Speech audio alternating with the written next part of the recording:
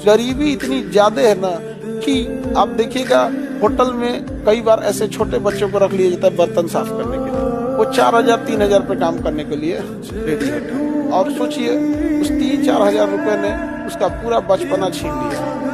और कितनी मजबूरी होगी किसी माँ बाप की कि अपने बच्चे को भेज दी। लोग गाँव में जाते हैं, लेके आते हैं बचवा को और उसको घर 24 घंटा अपने साथ रखते हैं। चाची तो 3-4 हजार रुपया देंगे, खाना खाएगा, जो काम कराएंगे काम करेगा। साल में कभी एक बार 10 दिन के लिए घर चला गया, 1 हफ्ता के लिए घर चला गया। 10 साल के बच्चे, 15 साल के बच्चे ऐसा काम कर रहे हैं। सोचिए माँ बाप पे कितना तकलीफ होगा जो अपने बच्चे को भेज रहा होगा। पैसा इस सब मामले में ना कभी कभी लगता है ऊपर वाला बहुत मिस्टेक कर रहा है। पता नहीं क्यों आजकल की जनरेशन इस बात को नहीं समझती कि सिर्फ किसी और के साथ फिजिकली इन्वॉल्व हो जाने कोई डिसलॉयल्टी नहीं कहते। अपने पार्टनर के होते हुए भी किसी और का ख्याल आपके मन में आना भी डिसलॉयल्टी है। अपने पार्टनर से झूठ बोलना, उससे बातें छुपाना भी डिसलॉयल्टी है। अपने पार्टनर के होते हुए किसी और से फ्लर्ट करना भी डिसलॉयल्टी है। अपने पार्टनर के होते हुए ये प्रिटेंड करना that I am single and available भी डिसलॉयल्टी ही है। लॉयल्टी ना एक रिश्ते की जान होती है। आप एक रिश्ते में 100 कॉम्प्रोमाइजेस कर सकते हो, करने पड़ते हैं, पर आप कभी लॉयल्टी पे कॉम्प्रोमाइज नहीं कर सकते। एक तो दुनिया से वो ताने सुन ही रहा है बच्चा। एक आखिरी उम्मीद आप लोग हो माँ बाप। जब वहां से ताना आना शुरू होता है तो बच्चा टूट जाता है। मेरे को सेशंस में ऐसे बहुत से बच्चे मिलते हैं जो हाथ उठा के बोलते हैं कि सर मैं इस घर में नहीं रह पाऊंगा, मेरे घर का एनवायरनमेंट बहुत टॉक्सिक हो चुका है। उसकी आखिरी उम्मीद ही माँ बाप है, वहीं से वो सपोर्ट डिजर्व करता है। 90% लड़कों की पर्सनालिटी होती है नथिंग। लड़के प्रेम में चूतिया हो जाते हैं। पेड़ पे लटके में अटेंशन के चक्कर में कह रहे नीचे आओ बहनचोद। क्या हरकत है ये तुम्हारी? कह रहे मुझे लगा वो देख लेगी। मैं आपको सच बात बता रहा हूं, आपके अंदर आज हजारों कमियां हैं, लेकिन जिस दिन आपका सिलेक्शन हो गया ना, वो सब की सब कमियां खत्म हो जाएंगी और आपकी केवल अच्छाइयां दिखेंगी दुनिया वालों को। ध्यान रखना, जिस दिन तुम कामयाब हो जाओगे, जिस दिन तुम्हारा अच्छा समय आएगा, उस दिन उन लोगों के भी फोन आने शुरू हो जाएंगे। वो लोग भी तुमसे बात करना चाहेंगे जो आज तुम्हारे बारे में सुनना नहीं चाहते, तुम्हारी बातों पर भरोसा नहीं करना चाहते।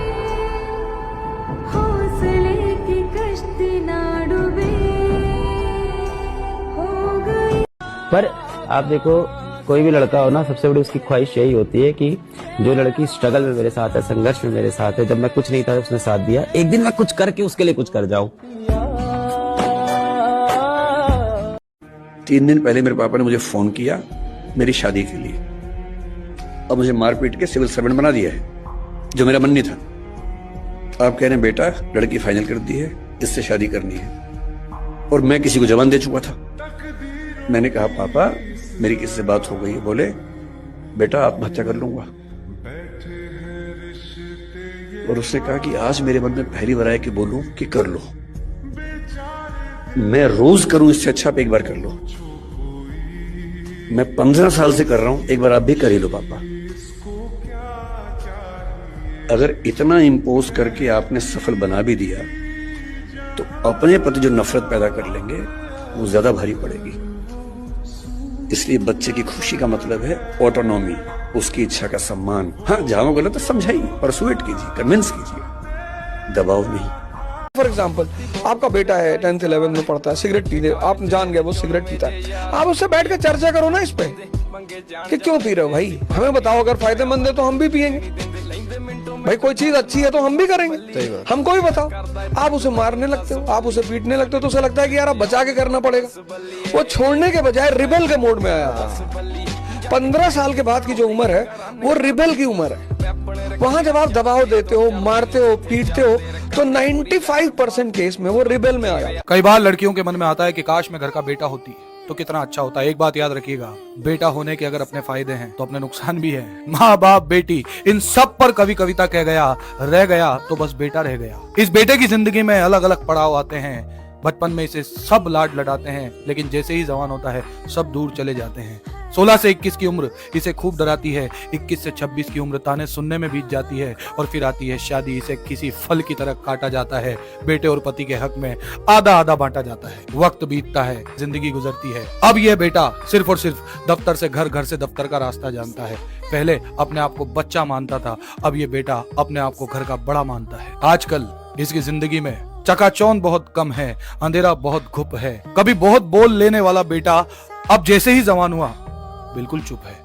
आज भी लोग हैं जो इस बात पे कह रहे हैं कि पाकिस्तान में न्यूक्लियर लीकेज हो गया इसलिए हमने सीज फायर रोक दिया। अरे भाई तो और अच्छा बढ़िया मौका और मार। गीता सजा के रखने के लिए है, पढ़ो गीता, अप्लाई करो। जब कर्ण के रथ का पहिया फंस गया था तो कर्ण ने मानवता की दुहाई दिया था अर्जुन के सामने और कहा था कि हे अर्जुन, तुम्हें दिख नहीं रहा है कि मेरा रथ का पहिया फंसा हुआ है और मैं हथियार भी मेरे साथ नहीं है, क्या तुम्हारे में मानवता नहीं है?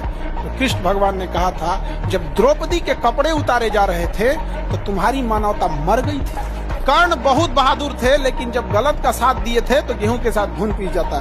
तो यही हाल यहाँ पे भी है, मारना चाहिए। दोस्ती की ना 3 स्टेज है। पहले दोस्त से बनता है वो आपका भाई, दोस्ती की दूसरी स्टेज होती है जब आपका दोस्त बन जाता है बेटा। दोस्ती की तीसरी और सबसे घातक स्टेज आती है जब 2 दोस्त अखंड सिंगल एक सुनसान रात में रूम में बैठे होते हैं। एक दोस्त दूसरे दोस्त की आंख में देखता है, भाई तू लड़की होता ना। इस स्टेज पे जिसकी दोस्ती पहुंच गई है वो नहीं टूटने वाली है।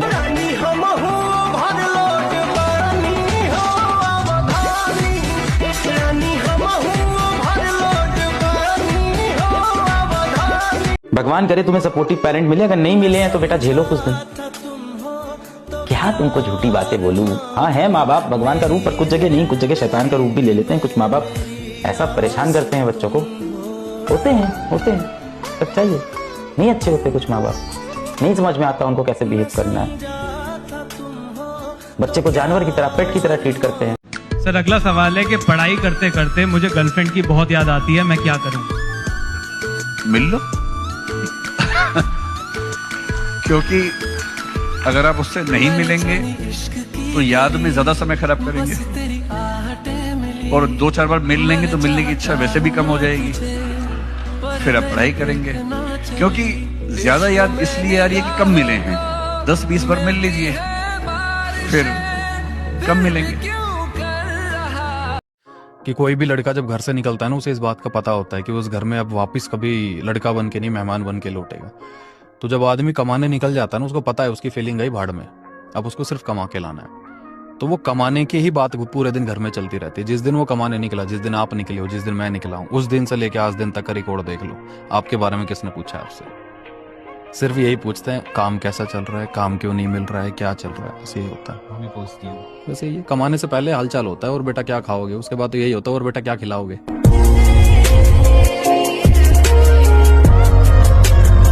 भाई तुम कितने भी काले हो, लेकिन अगर तुमने सड़क पर ऐसा हाथ से, दोनों हाथ से बुलेट उठा ली तो इतनी वरमाला पड़ जाएगी तुम्हारे गले में कि तुम अंदाजा नहीं लगा पाओगे।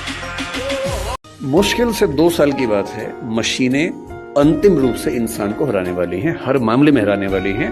जो खुशफहमी हम सबको है वो सब खत्म होने वाली बहुत जल्दी, मैक्सिमम 2 साल का समय। अभी AI आ गई है, जिस दिन AGI ठीक से आ गई, AGI का मतलब है आर्टिफिशियल जनरल इंटेलिजेंस, और AI की दुनिया के सबसे बड़े धुरंधर सैम ऑल्टमैन ने कल ही एक इंटरव्यू दिया, कल या परसों में, और कहा है कि ChatGPT-4 जिसको आप बहुत बड़ा समझ रहे कि कमाल हो गया है, वो अगले 2 साल बाद हास्यास्पद मानी जाएगी। इतनी हास्यास्पद मानी जाएगी कि इतना भद्दा काम भी क्या हमने किया था।